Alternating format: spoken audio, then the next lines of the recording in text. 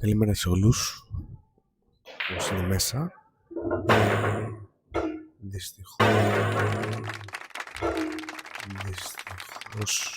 ο ήχος αυτή τη στιγμή, το μικρόφωνο δεν το έχω προλάβει να το βάλω πάνω από το τραπέζι.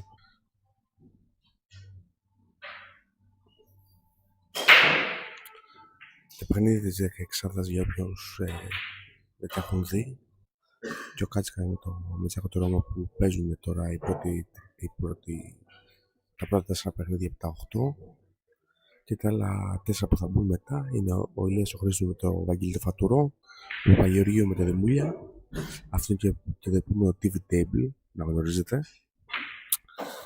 και ο Γελουράκης με το Κομινάκι. Θα αφήσω το μικρόφωνο λίγο ανοιχτό εδώ, μήπως κάτι ακουστεί, αλλά δεν νομίζω. Οπότε εμείς θα λέμε και στο επόμενο παιχνίδι.